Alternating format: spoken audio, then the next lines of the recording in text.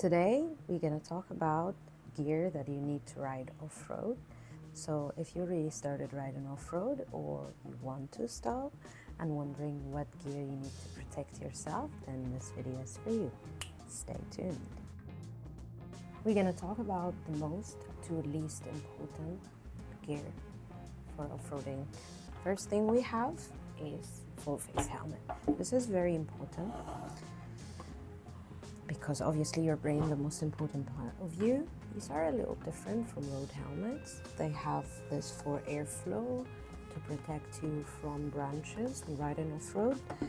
These also come with goggles for also airflow because you mostly ride really slow and riding off-road, not as fast as on the road, and for protection of your eyes getting poked. This is the most important part of riding on road and off road. Don't do like me.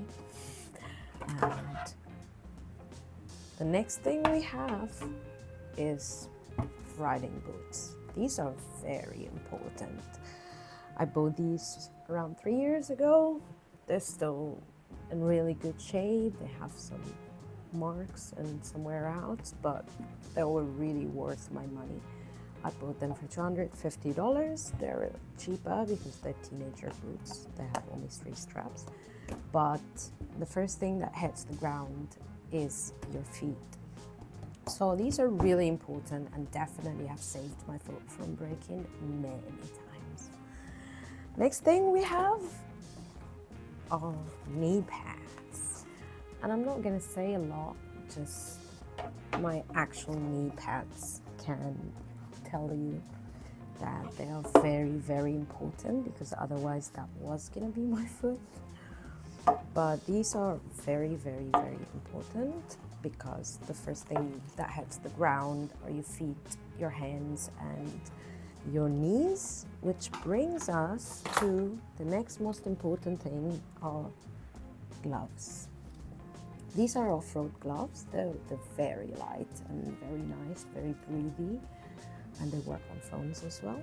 But it cost me around $20, but they're very, very important because subconsciously you get your hands first when you crash. Right next we have the chest plate. So I use this now.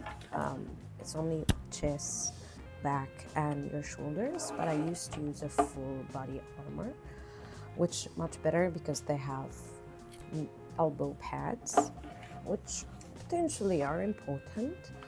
But yeah, these ones, I use them now, probably because I ride better and it's not as dangerous for me, but I used to crash a lot, so full body armors are really good.